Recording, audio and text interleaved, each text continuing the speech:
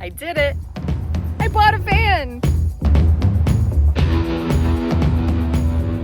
I ended up choosing a 2015 Ford Transit. This is a 350 with EcoBoost. I got the extended length, and for me, that was perfect. Best decision ever. But I know when you're first starting off, choosing a vehicle for your future camper can be a little bit overwhelming. There are a ton of options out there. So in this video, I'm gonna share with you my 5 easy steps for choosing the right vehicle for your dream camper build. Step 1, define your goals and purpose. Now, step 1 is probably gonna be the most important step. This is what's going to help you to define your perfect vehicle, not somebody else's. So you start off by asking yourself some very specific questions, starting with what's your overall goal? Now, for me, there was 3 parts to this. Number 1 is definitely a financial component. I want to not pay rent anymore. I wanna save that money. I wanna do other things with it, like pay off student loans. But of course, I also want to have the freedom to be able to pick up and go wherever I want to, whenever I want to. Then also there's just the whole project of the build. I really love taking on big projects and I love learning new things. This just seemed like a really perfect opportunity to do exactly that. Now we can get a little bit more specific. Are you gonna be full-time or part-time? Are you gonna go to super remote areas and need like off-roading skills? Or are you gonna be more in established campgrounds, suburban areas, cities, things like that? Are you going to be towing anything, maybe another vehicle, maybe a trailer of some kind? Are you gonna have pets with you? Are you planning on renting this out in the future? Is this gonna be your daily driver? Now for me, I do want to be full-time with my 2 Chihuahuas. This will be my daily driver. I want to be able to tow a small trailer. I am mostly going to be in suburban areas, established campgrounds, cities. I might go places that are a little bit more remote, but nothing like super off-roady. And I do plan on renting out my van one day. Now, of course, these are just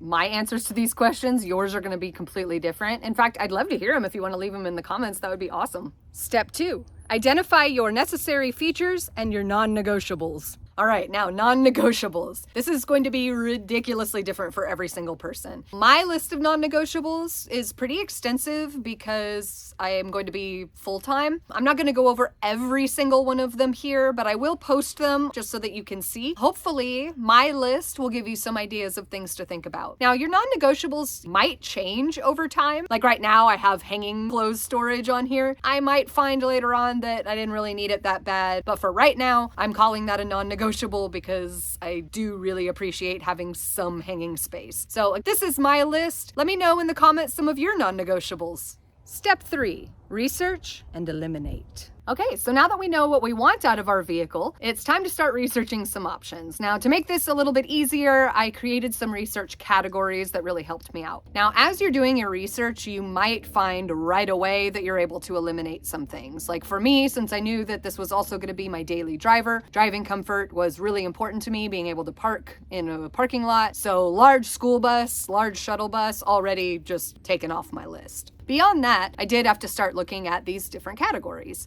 So we're going to start with cost. Now, technically, buses and ambulances would be the most expensive, but let's be honest, nobody's buying those brand new. So I put them more into like realistic cost categories. And when I do that, then vans are suddenly the most expensive. Now for driving comfort, vans win for me, especially the ones that have the really short fronts. They're just super easy to maneuver. They're really comfortable to drive. They're easy to park. Now for living space comfort, this is where, in my opinion, shuttle buses kind of take the cake. They're nice and wide. They're super tall. Lots and lots and lots of space to work with. Ambulances kind of come in next because unless you're really wanting to do a custom build, they're kind of already built for you, you know. So with some changes like adding a bed, you already have all your cabinets, and I also like the idea of having all of that outside storage. And school buses, they're definitely wide enough, but a lot of them aren't really tall enough. And then vans, of course, depending on which model you get, can have a ton of headroom, but they're definitely not as wide. Now for me, functionality meant towing capacity. This is also where you could include off-road capacity, or if you're gonna, use your vehicle for other purposes, but for me, towing capacity. The ones that really win are the box trucks, the ambulances. It really depends on the chassis, but a lot of those vehicles can tow like up to 10,000 pounds. The shuttle buses are also built on strong engines, but I did notice that a lot of them are very extended in the rear, so that can sometimes make it difficult to add a towing hitch. And then vans, of course, have the least towing capacity. Most of these are V6 engines with a towing capacity of anywhere from 5,000 to 7,500. I'm happy with 5, but it was definitely something worth researching for me. Now for maintenance and reliability, that's going to depend a lot on what chassis the rig is built on. So your Fords, your Chevys, your Rams, all of those can be serviced at pretty much any mechanic, whereas your Mercedes Sprinters and a lot of your diesel options, you do have to go to a special mechanic and the parts can be a little bit more expensive. However, diesels, including Mercedes Sprinters, tend to be very, very, very reliable. Not to say that the Fords, the Rams, and the Chevys are not reliable, but it does seem like the diesels last a whole lot longer, whereas the gas engines don't seem to last quite as long. And finally, for rentability, I did find that the vans like this one tend to rent the best on,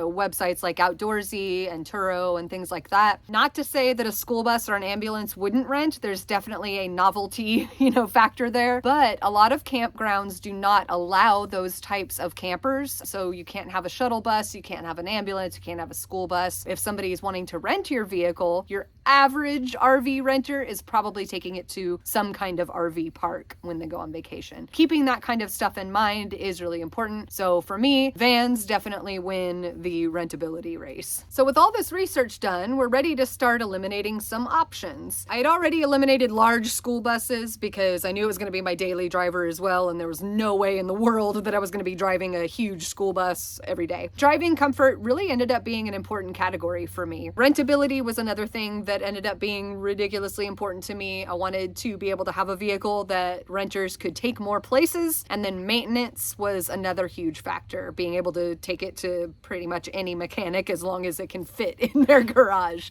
So at this point, I have narrowed down to vans, and now it's time to move on to the next step.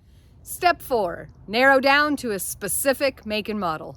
So now that we've done a ton of research and I've narrowed my choice down to van, it's time to choose a make and a model. The options that I was choosing from are kind of the big 3, the Ford Transit, the Ram ProMaster, and the Mercedes Sprinter. I know there are other options out there. Some of them I don't like the way they look, and that shouldn't matter, but it does. Right off the bat, the Ram ProMaster was my favorite. I love the look of it. Sprinters looked a little bit tall and awkward. The Transits kind of looked like, those fish that have really tall foreheads and skinny noses. I don't know why, but the Transits kind of remind me of those fish. However, I knew I needed to do a whole lot more research. So this is where I busted out my pros and cons list. So let's start with the Mercedes Sprinter. Now the biggest pros for the Mercedes Sprinter are the longevity. Their engine is awesome, definitely highly rentable. And they also have a super extended. So if you get the 170 wheelbase and extended, you will have I think it's 14 feet of cargo area. That's huge right there. The cons, on the other hand, is maintenance is going to be expensive. You can only go to licensed mechanics. And the inside is a little more narrow, and it narrows a lot as the walls go up. They are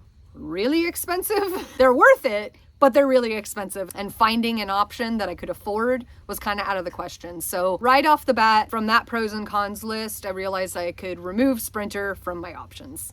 Now for the Ford Transit, there's a huge list of pros for that one. First of all, it drives great. The visibility is amazing. The Ford Transits have models that will tow up to 7,500 pounds, which is amazing. I'd say I see more Transits on the road used as fleet vehicles, and the Sprinters as well, but we've already eliminated that one. They do have a wider cargo area, similar to the ProMasters, but definitely wider than the Sprinters. The Transits have rear wheel drive. They also have some all-wheel drive options, and it also comes in a really, really, really high roof. So they have a low roof, basically no standing room, a mid roof, which has standing room, but then the high roof is really high. I'm 5'7"-ish and I can reach above my head. Now, some of the cons for the Transit is that it is a little bit harder to build in than the ProMaster. Honestly, it's all these sticky outy parts. There's a lot of them. They're not very flat surfaces. But honestly, that was kind of the only con. I really love driving the Transit, and honestly, the front dash is really comfortable. It's laid out really well. The cup holders are up high, and I didn't realize it, but that ended up being a really important factor once I started test driving. And now onto the ProMaster. Now, as you know, the ProMaster was the one that I was already leaning toward because I really like the way it looks on the outside. It's definitely my favorite design. But also, there's a lot of other pros with it. It also has a wider cargo area. It has decent towing capacity. It can tow up to 5,000 pounds. It is absolutely, and I didn't know this before. This was not part of my research, but now that I'm building in a Transit and watching videos of people building in the ProMaster looks way easier to build in. The walls are a lot more flat. It looks a zillion times easier. If I was to go back, I would probably still choose the Transit, but if I ever build a second van, I may do it in a ProMaster. Now, of course, the ProMaster does have some cons. One of them being the height of the driver's seat. Even though the windows are the same size as the Ford Transit, because the seat is higher, for some reason, I felt a little bit more claustrophobic. Totally not a big deal. Like, it would be something I would 100% get used to, but it was definitely a difference between the ProMaster and the Transit. The front dash of the ProMaster is super inconvenient. The cup holder is way down low, so if you're driving and you want to grab for a drink, you have to like lean over to get it. I didn't like that. And I know this is like, these are such tiny things, but when you're gonna get something that's your daily driver, it's important. It becomes a lot more important. Now with the ProMaster, there's only two roof options. There's low roof with no standing room, and then there's what they call the high roof, which is honestly, I think it's a little bit taller than the Transit mid roof, but the Transit high roof is way taller.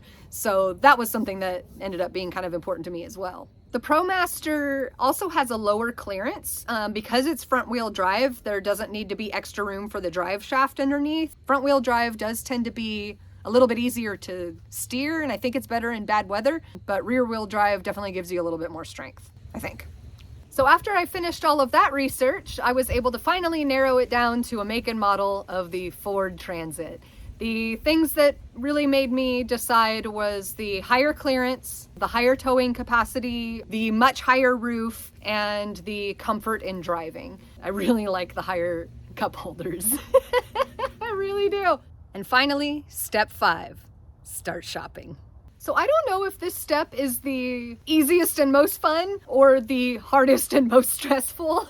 It's probably a little bit of both, because now you've decided on a make and model and you're ready to take steps to put this dream into motion, and that can be really exciting, but it's also very overwhelming because we've already narrowed down so many things, and now we're faced with the reality of used car sales.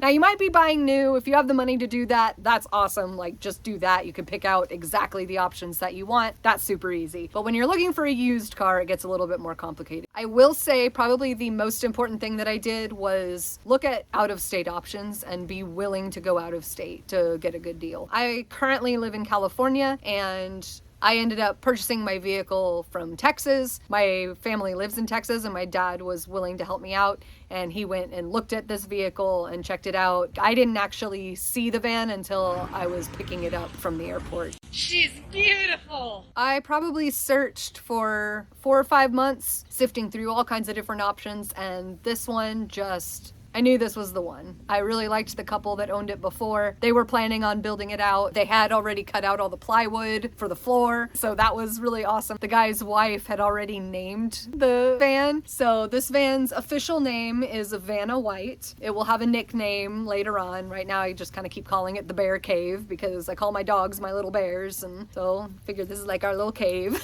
And I was just so excited to get it. And I think that going through this process, one of the most special moments was getting into my van the very first time. Another thing I might recommend is once you've purchased your van, live in it for a couple weeks, a month, because you might find that some of your non-negotiables are actually not that important. You may even add some new non-negotiables to the list. So by following these 5 steps, it really helped me find the vehicle of my dreams. I know when I first started, I was super overwhelmed. There's so many options out there, and I just kept going back and forth. But once I was able to streamline my research and my thought process, it really helped me make the perfect decision. And now that I actually purchased my van and I'm living with the reality of my decision, I couldn't be happier.